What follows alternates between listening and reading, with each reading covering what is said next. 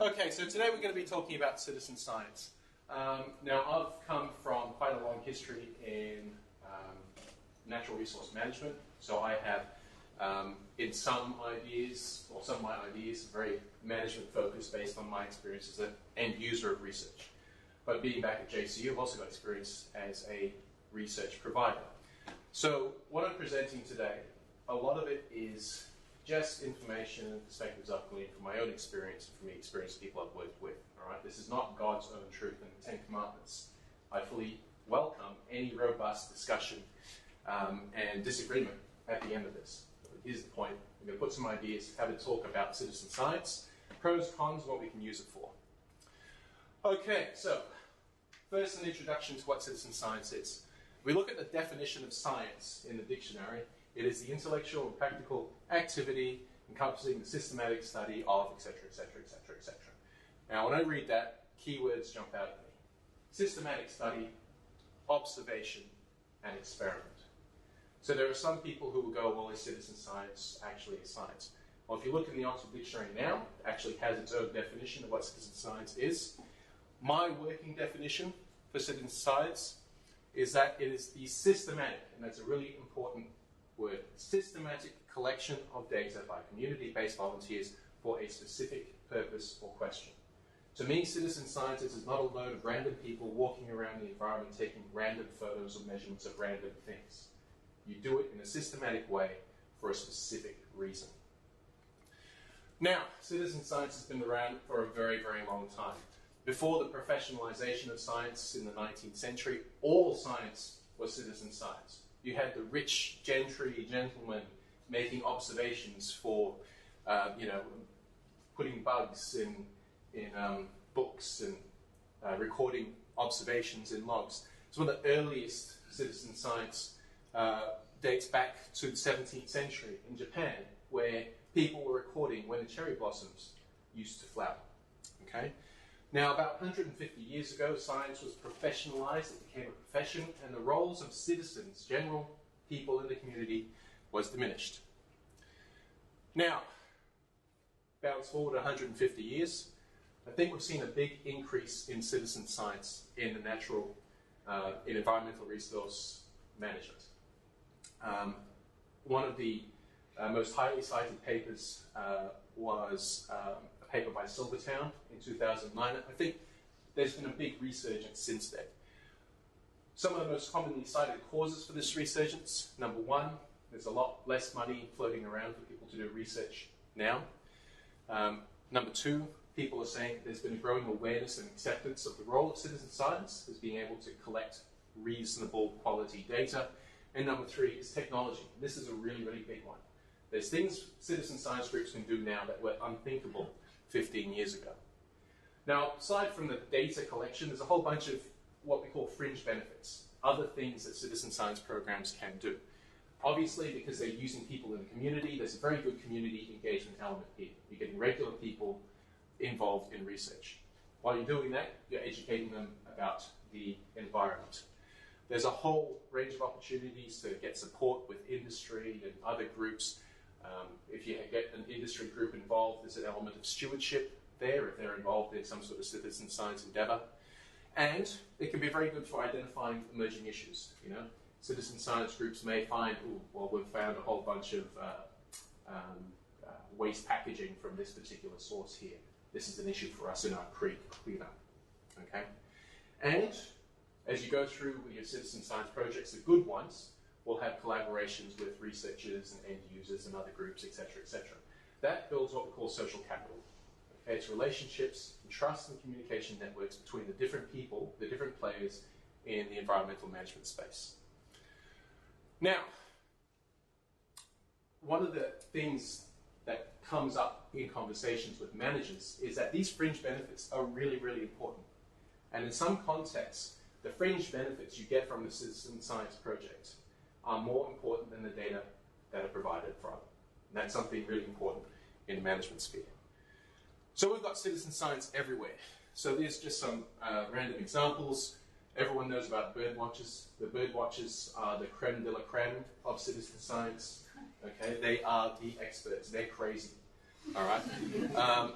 We've got more and more fishermen getting involved in things like tagging projects. We've got projects that work with schools. They get school kids to go out and measure when spring flowering starts in different fields across the US, for example.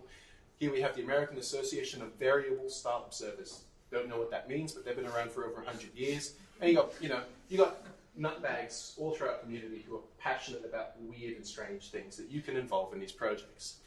Citizen science is also becoming a lot more advanced. You have a look at this diver. His dive gear, he's on a rebreather with a camera that costs more than my car. Okay? These people are very passionate and involved in the sorts of activities that they're involved in. We've got new gadgets. So, for example, little seismic monitoring things that you can basically, you sign up, you get one of these in the post, you stick it in your house, and it monitors seismic activity. This way, the geologists can get beautiful seismic data across huge spatial scales that they couldn't otherwise get. Mobile devices have changed the game in terms of citizen science. People can now walk up to a plant, take a photo of the plant. Image recognition software will tell you if it's a weed. If it is a weed, the plant photo, location, and everything will be automatically updated to the weed database. And all this guy had to do was walk up to it and go snap. So this technology already exists right now. We've got lots of contributors. Okay, so here's a guy called Neville Coleman, avid diver, a complete enthusiast in invertebrates. Okay, he wrote heaps of books on species identification guides that are still in use today. Citizen science data is sometimes essential data. If we really think about it, a lot of our fisheries management relies on logbooks. Fishermen are not trained scientists. Fishermen are fishermen. We're making management decisions based on logbook data. Well, essentially, that is citizen science, and we've been doing that for decades. Okay? Sometimes citizen science provides the only data that's available. So for this specific outlook, status and outlook report, a lot of these are small island states, they don't have monitoring capacity. So it was groups like Reef Check and the Global Coral Reef Monitoring Network providing very, very coarse data, but for many places it's the only data available. Bird people, like I said, they're nuts. They are absolutely crazy. If you know some of the birders, you'll know exactly what I'm talking about. But their research capacity and technical skill is amazing. So here's a naturalist, John Young, rediscovered the night parrot because he believed it was out there. He spent, I don't know how many months traipsing around the desert in his own time looking for this thing, and he actually discovered it. And now it's been published. And they are real players in the management landscape. So for example, BirdLife Australia, it's probably the biggest and most professional citizen science group in Australia. Their data directly goes into things like the Action Plan for Australian Birds. And they have conversations with the Department of the Environment about which species are in trouble, which ones need to go on the EPBC. Now, that all sounds very rosy. I think we all recognize that there's a lot of problems with some citizen science programs. Culturally, as scientists, there has been resistance to citizen science. They're not trained people, they're not trained in the scientific method. How can we really be sure they're collecting good data? We'll unpack that a lot more in a bit. Part of the issue also lies in failed promises. A lot of citizen science groups have said a lot of things over the years, and in some cases they have shot themselves in the foot and shot everyone else who's coming after them because they overpromised and under-delivered. Some of the mainly cited issues, data and analysis problems. When I'm saying QA, QC, does anyone know what that means? QA, QC? Yeah, quality assurance, quality control. Who's collecting the data? How are they trained? Where does the data go? How is the data verified? How is the data reported? How is it analyzed? QA, QC is the life and death of citizen science projects that say they're collecting data. Other problems, a lot of them have limited capacity. There's only usually a handful of people driving these projects, and they may not have all the skills in data management and analysis that you need to handle these data sets. Some groups are poorly organized. Some groups have very short lifespans. A lot of people get excited, they sign up, they create an organization, then they don't do anything and they fall apart. Okay. Some are identity and agenda driven. So sometimes you get very passionate people with one viewpoint. They get a group of like-minded people together and they go and do something or collect information with the objective of basically proving that they were right. Okay, that's an agenda or identity-driven thing. That is sometimes not good. And then that sometimes leads to poor analysis. Okay, I've personally been involved in citizen science groups that have been guilty of this. They had an agenda they wanted to push, and then they squeezed, fit, transmuted, transmogrified the data to make the story spit what they wanted it to say. And that's not good. Other issues. Social issues, ethics, and organizations.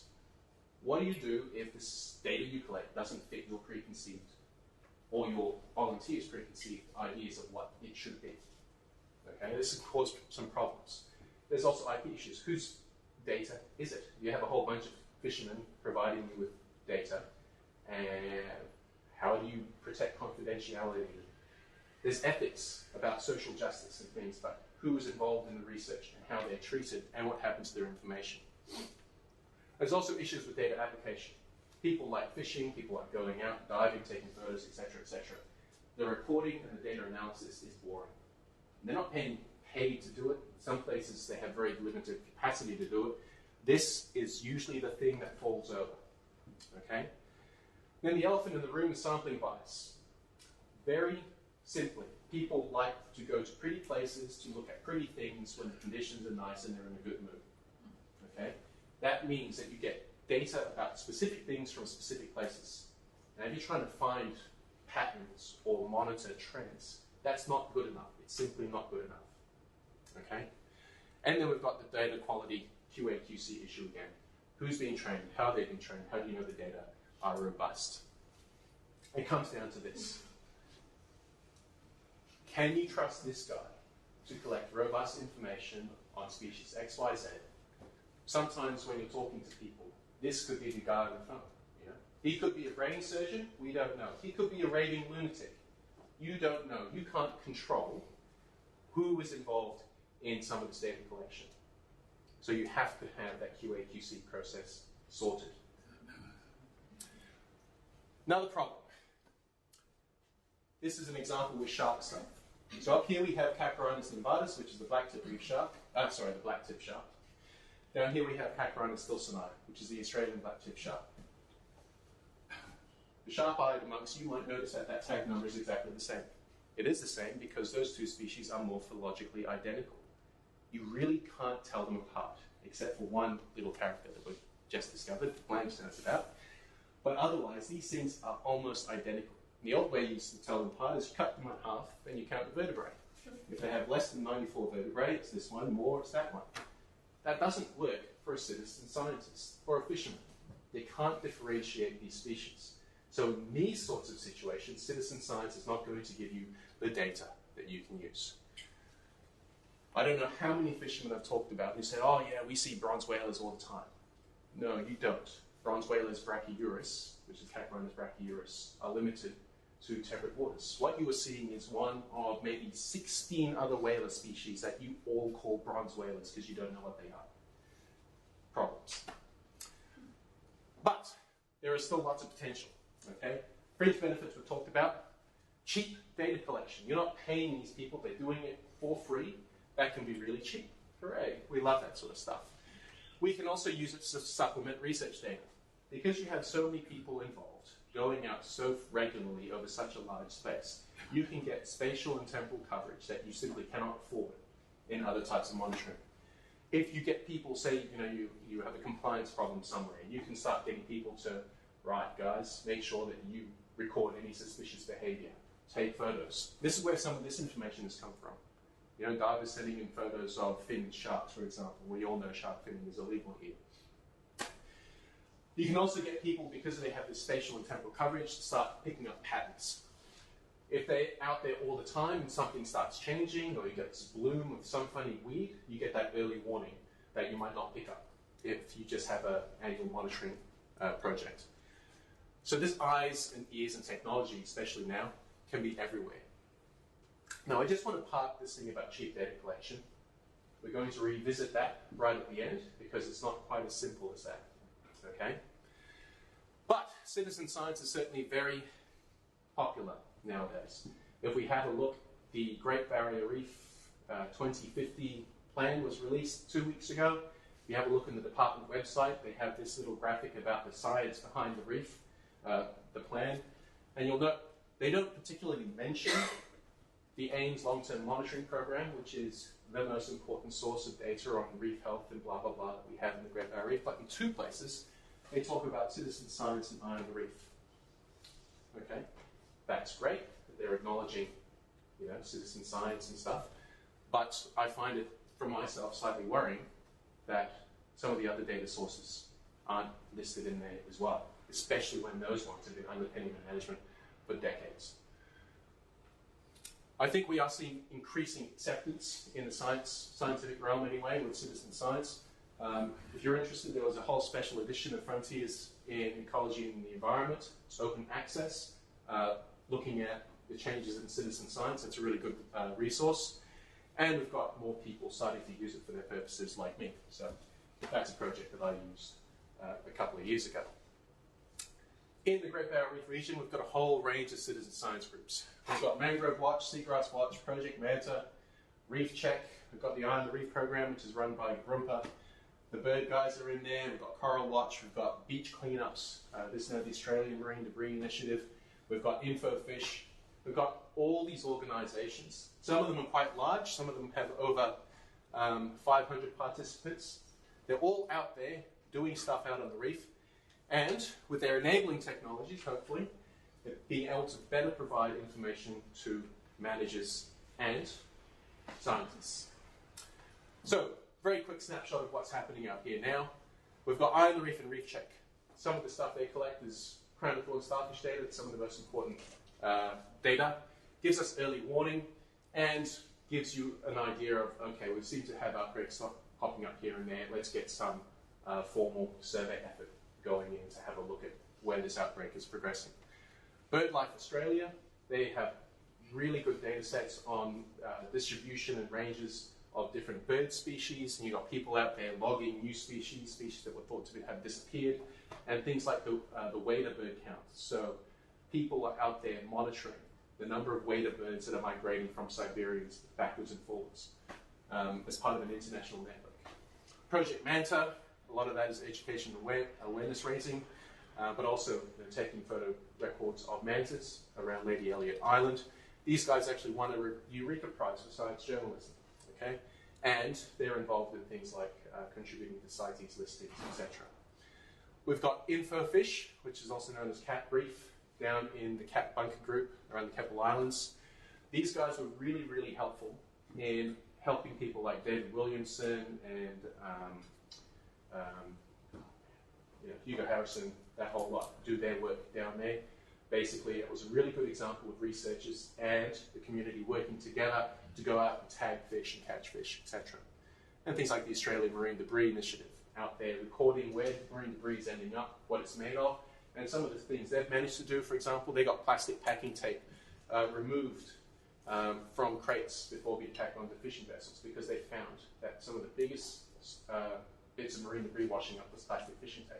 They worked with industry and now they've changed something. So these are some nice examples. Looking at the range of citizen science projects out there, I think we can come up with a typology. There's 3 main types that I like to think of. You have a problem-focused project, which is very, very specific. There's a specific problem, we're going to get people together, we're going to collect this information, and we're going to, depending on what the answer is, we're going to do X, Y, Z. We've got data-focused ones, so we're going to monitor coral reefs, we're going to look at mantas, we're going to monitor mangroves, and the emphasis is much broader. Okay, so they might look at a whole range of indicators over a long time. Now, they should also have clear objectives and desired outcomes, but it's much less focused than the first group. And the last group is enabling or supplementary. And this is when I like to think that researchers have gone, I've got a problem, or I need to collect some data. I'm going to work with group X. Together we are going to try doing this, and the information we get will expand the spatial and temporal coverage of data, which will allow me to do X. Which, is what I did with this project. So this is a case study I want to particularly talk about. A couple of years ago, I launched a project called the Great Porcupine Ray Hunt in the Great Barrier Reef. And this is the critter here, Urogenus asperinus. Quite a rare animal, but very, very distinctive. You can see that it's got this coverage of short thorns or spines.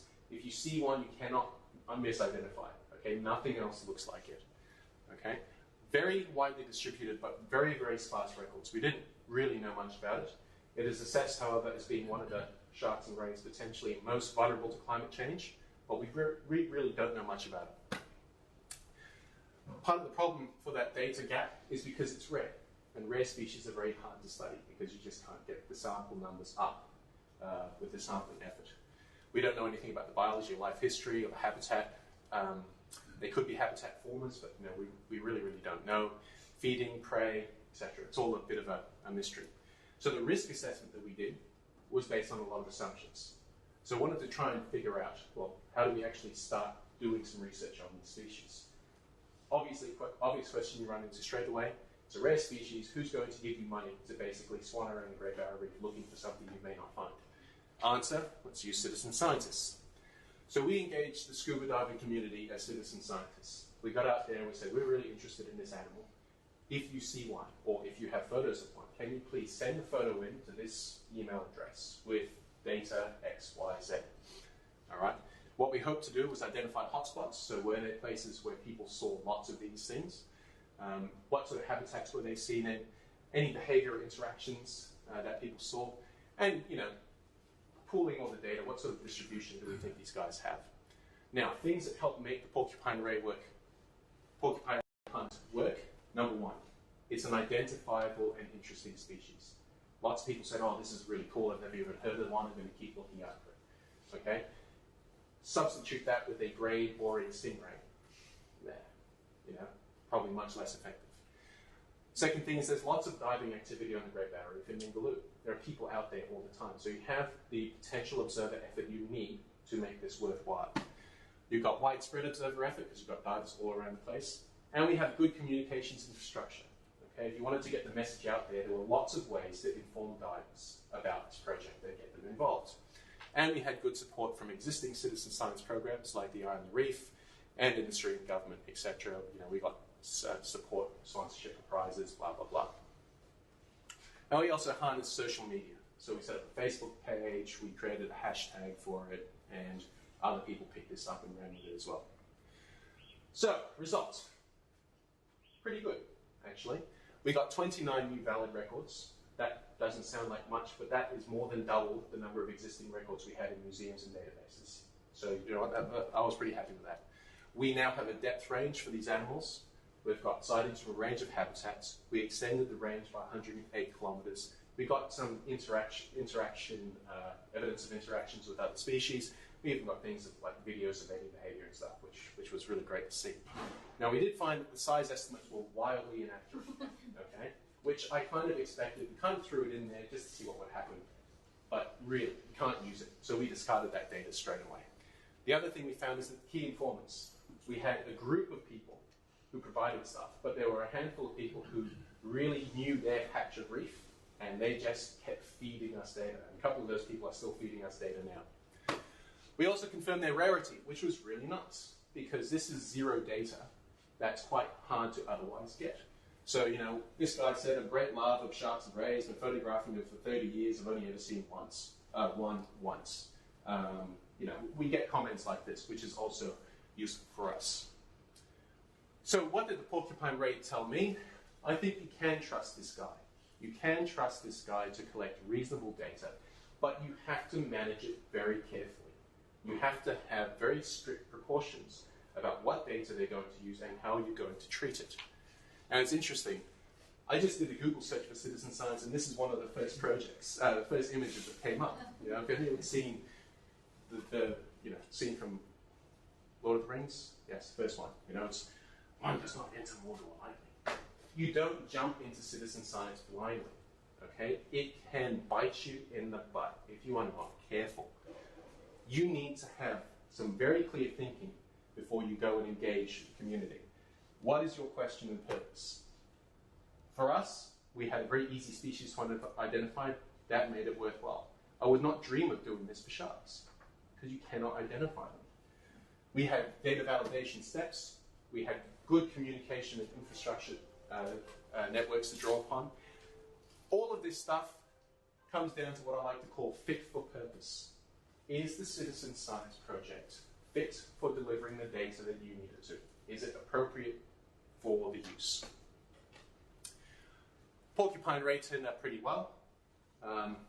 We got a publication out of it. We got lots of media out of it. We got, this was really important for us. So we got articles back out to the scuba diving industry through industry magazines, etc. So it was pretty good. I was very pleased with that. But again, like I said right at the beginning, I'm biased. So one of the things we did a couple of years ago is we went out and we actually surveyed people. So we surveyed scientists, we surveyed natural resource managers, and we surveyed citizen science groups to try and get an understanding of how they saw each other and what their barriers to operating or accepting citizen science data were. So, natural resource managers. A lot of citizen science groups will say we could collect this information because it has a management application for X, Y, Z. So, general trends from that survey. Most managers saw the value, intrinsic value, of citizen science as an exercise. There was quite strong agreement that citizen science projects were valuable. The benefits that they saw were engaging communities, early warning, and scientific, supplementing scientific information. Engagement was one of the biggest benefits. So again, this is that fringe benefit we're talking about. Okay? Barriers. What stopped managers from using the data is they didn't know what data were available, or they didn't know how available the data were. Okay? That goes back to the QA/QC. We asked the managers, well, what changes would you like to see that would make citizen science more useful to you? And number one was we want to know about the data quality. We want to know about your QA/QC. We also think you need to do a better job of disseminating information and reporting. Again, people like to go out and dive and collect stuff. People don't like writing reports.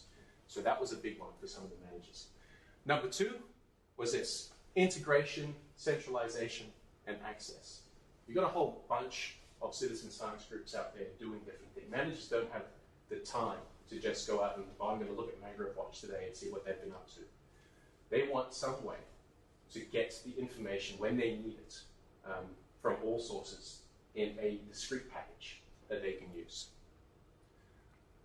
Now, I got ahead of myself. So basically, just having a look at the data there, those are the two things that they wanted improved the most. Okay. When we asked them, why haven't you used citizen science in the past? The two most common responses were, I don't know where the data are, and I don't know how reliable the data are. Okay. Now, citizen science groups can change that by better documenting their QA/QC. We had open form questions, tell us about your experience with citizen science and what the main issues were and your experience, and doing some very simple Wordle stuff, data. For the managers, data was the big thing. Having a look at the scientists. Okay, a lot of citizen science groups say they engage with scientists as part of their research, part of their programs. Scientists also saw generally value, but not as strong value, high value as the managers. The benefits really varied. Okay, the different scientific respondents listed a whole range of potential benefits. The biggest ones, I guess, were engagement and education, the ability to expand coverage, spatial and temporal coverage of the data.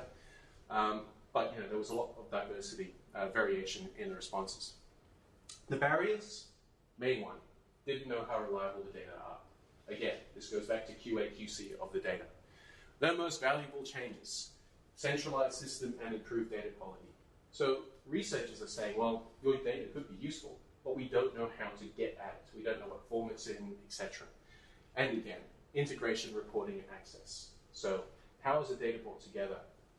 How is it documented and reported on?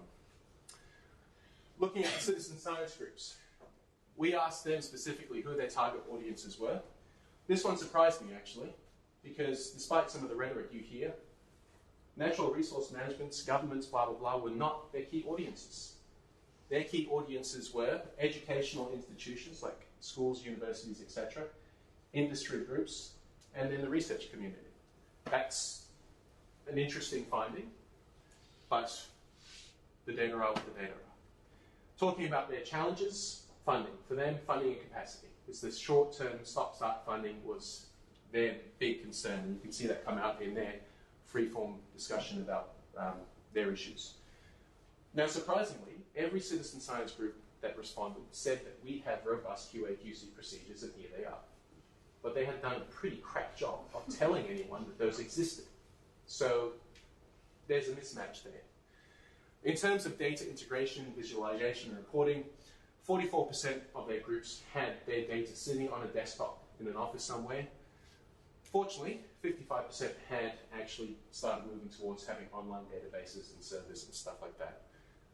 And if you've seen ReefCheck, for example, ReefCheck have their data that you can download as KMLs and just upload into your Google Earth on your own desktop, so that's really neat. So, just having a look at one of the big players that's been changing the landscape, it's the Atlas of Living Australia. So this is part of the NCRIS facility, which is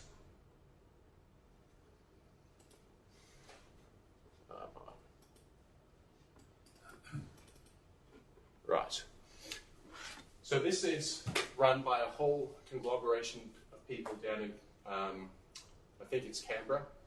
It's a fairly large project. This is supposed to be the national portal for citizen science type sighting data. So you can go, for example, and put in green sawfish and have a look. Excellent. Gives you a little blurb about green sawfish, which is nice. We've got 90 records in the ALA about this. So let's open that occurrence. And this should take us to the individual records. Let's have a look at the map. All right. We'll view the map data in the spatial portal, and this should bring up, but didn't. I actually checked this before. Was it processing? Yeah. Right, just not patient enough. Come on.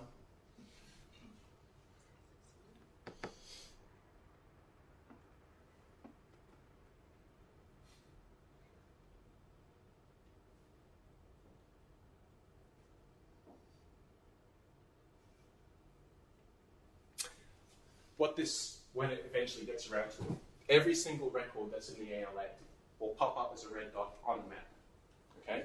When you click on that red dot on the map, it opens up that record that tells you when, who, what, contains photographs, and then has a whole list of data validation checks.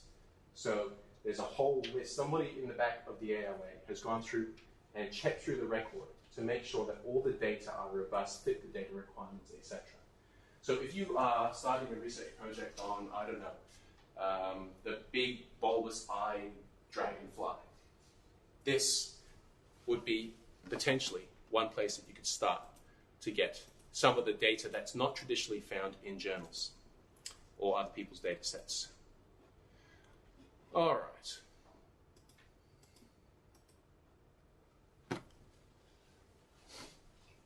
So where are we now? I think citizen science in the Great Barrier Reef is pretty much established. A lot of these programs have been around for a decade plus, and they seem to be growing in popularity. I think the potential is accepted, but we still have issues in how these citizen science projects are being used. And some of the QA/QC data problems still persist. We still have misconceptions and miscommunication about citizen science and how it can be used. Now, new technology, I think, is great. I think it is dealing with some of these issues. Some of the best things that have benefited citizen science, I think, are things like increasing automation. So, they can go, all the data can be lodged onto a centralized data server, and the maps and reports can be generated automatically. The downside is you have to have the money to get that system set up. But some of these programs are already there. Social media, really good for getting in touch with people. Mobile data collection, an app on an iPhone. For example, I'm the Reef. as an iPhone app. Very, very useful. One thing we need to keep in mind, though, is that citizen science groups may have different target audiences and different constraints on how they can operate. And the needs of science managers probably not going to change the trajectory or the way a citizen science group may operate. All right, so having a think, again, a lot of this is based on my own personal experience. This is open for discussion. But in my opinion, 7 rules for scientists if you're going to engage in citizen science. Number 1, don't be an arrogant git. Okay? These are, in some cases, very passionate and very capable people. Okay? Some citizen science, are made up by engineers, rocket scientists, and brain surgeons. Okay? Retired scientists feature quite widely in a lot of citizen science groups. Now, we have miscommunication with some of these groups. But we need to understand that they may have different objectives and constraints that we're not really aware of. I think as researchers, we also need to keep an open mind. Citizen science, if it's used properly, can be very powerful. It can help you do your research within reason. If you do think you're going to engage in a citizen science or participate in a citizen science group, you really need to have a clear agreement between you and the group on your roles and responsibilities. Okay? And that includes things about intellectual property and data sensitivity. If you find out that your group is collecting data or doing things that are actually illegal, you need to know how you are going to respond to that before you step into that bear trap. Okay? Ask for and understand the project's QA/QC. If the citizen science group doesn't have a QA/QC plan that is clear and documented, I would advise you to think twice about getting involved, because you just don't know what you're stepping into. Honesty is very, very important. These collaborations are built on trust, so if you commit to doing something, you better do it, okay? Is it fit for purpose? You need to have realistic expectations about what a citizen science group can do for you and can't do. All right? If your citizen science group can't deliver what you need in the way you need it, don't start engaging. Don't go any further. Go elsewhere. Okay? There's no point then investing energy in collaborating with you if you're not going to be able to use their data. Which leads me to the last one, which is all in or get out. If you're not able to fully commit to being involved with this group in the long term, okay, think twice about getting involved. Because what that does then is it creates bad blood between citizen science, the group, and the research. The next researcher who comes along has to wear all the baggage of the bad relationship you created. Okay? This happens a lot. All right? 7 rules of engagement for natural resource management.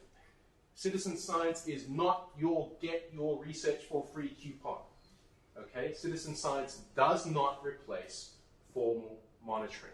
It's not the cheap option. Okay? Sample bias is a very real issue. Sorry, you still need to pay for your own research. Citizen science will be very good at supplementing that, but it does not replace it. If you choose, as a manager, to engage with and use citizen science, you need to be very mindful that sometimes you will hear a lot of hype and people will drink the Kool-Aid. Are you familiar with that expression, drinking the Kool-Aid? Yeah? So it's when people get all excited about things, you get groupthink, everyone thinks this is fantastic, everyone jumps aboard and everyone drinks the Kool-Aid, which is without really understanding what it is. You need to know who these groups are. Do they actually represent that stakeholder group? So, for example, they might call themselves the Gundawindi Amateur Train Enthusiasts Club. Okay? If that's made up of 5 guys who have completely different views from all the other amateur training enthusiasts in the state, they're not representative of that group. You need to understand that. That comes down to credibility. They need to be able to demonstrate their QA/QC. And if they can't, you really need to think very carefully about engaging with them. Just like with the science, you need to have a very clear agreement on your role as a manager. How are you going to use this data? What happens if the data they bring to you is something that's actually illegal under the Act, the laws you are responsible for? You need to think about those things. You need to recognize their resource requirements. Okay? A good citizen science project will need, probably, your time, your effort. You're going to have to show up for meetings. If you're running it, okay, or if you're paying for someone to run it, you're going to need a coordinator. You're going to need money for training. You're going to need money for materials, blah, blah, blah, blah, blah. Those costs add up. And in some cases, it may be cheaper for you to go to a research provider like Ames or JC or whatever it is to do the work than to get a citizen science group to do it. You need to think about that. And once you're involved in the citizen science program, it is a long-term commitment. If you jump in and say, here's 12 months of funding, and then a year later, after you've set something up and got the community involved, and you say, sorry, I'm not going to fund it anymore, the whole thing falls over. And all you've done is really cheese off a whole user group who started investing their own time. Okay? The net outcome is worse off for management. You need to be very clear about how citizen science fits into your information needs. Okay? So that people don't get overexcited and start running about thinking, well, you know, we're doing this stuff, and if I provide this report, management is going to change and all this stuff's going to happen. It doesn't work like that. You need to be very clear about how you're going to use it. And again, is it fit for purpose? Knowing the constraints and limitations of citizen science, is it worth getting engaged? Can they deliver what you need? For the citizen science groups, number one, be honest. Do not exaggerate about what you're going to deliver, what your capacity is, what your security is, etc. Because if you over-promise and under-deliver, your chances of getting funding the next time around are that much harder. And the chances of another citizen science group, who may be excellent getting funding, is that much harder as well. Number two, have a QA/QC plan and actually do it. Okay? I think people are getting more savvy, but you need to recognize that if you're running a citizen science program, you need to know how to document the quality of your data. Don't be pompous and self-deluded. This happens sometimes. Your project may make a difference in the world, but it's probably not going to save it. Okay? You are one group working in a very crowded and large space. I would strongly urge citizen science groups to collaborate with scientists and with other groups to get the expertise that they need, but also to maximize efficiency. And secondly, you can do all your training, you can collect all your data, you can write all your reports, etc. All of that stuff is outputs. What is your outcome? What have you actually changed?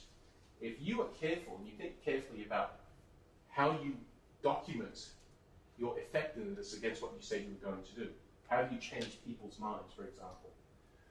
If you can do that, your chances of getting funded and seen as a successful program are much, much higher. Number four, understanding manager, researcher, and community needs. You and your mates may be very interested in koalas or possums or whatever it is, but if nobody else is, you've got an uphill battle. If it's not a management problem that managers have said, yeah, we need this fixed, you're going to struggle. You need to understand the management needs and what the researchers, if you're engaging researchers, what researchers need to get out from you. This is another one. Stop preaching to the choir. All the volunteers who are contributing data involved in your program are already converted. Okay, they're scuba divers. They love the green environment. They want to stop shark finning. Stop preaching to them. If you want to change, you need to go beyond that network. And if you're not doing that, your rhetoric about we're changing, we're educating, blah, blah, blah, is very easy to pull apart. If you can demonstrate that you're going beyond the choir, your chances of getting support and continued funding much higher. Number six, this goes back to the fact that people like to take photos and dive. They don't like to write reports and analyze. If you don't analyze and write your reports, get data back to the community, get data to the managers, what's going to happen eventually is your volunteers are going to go, well, what are we doing this for? There's nothing changing. We don't see any of the results of our work. So why do we bother? Right? If you don't analyze, report, and communicate, your lifespan will be very short. And lastly, don't reinvent the wheel.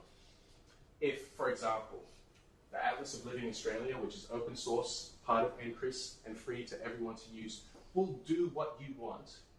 Don't try and get funding to set up another database with an online mapping system. Use what's already there. Okay?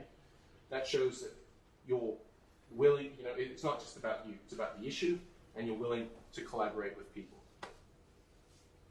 All right, that's pretty much it for me. I hope it's given everyone a pretty good foundation, or a primer at least, on what citizen science is and where it came from, what's happening in our backyard now. Just a couple of resources. So that's the link for the open access in ecology and society. That's the write-up of the Porcupine project, Atlas of Living Australia. And one of the things that the citizen science groups in the Great Barrier Reef have done, which is really good, is they've formed the Great Barrier Reef Citizen Science Alliance. So that one website has got all the groups there, and you can see what they do and see how they work with each other. All right, thanks everyone, and questions.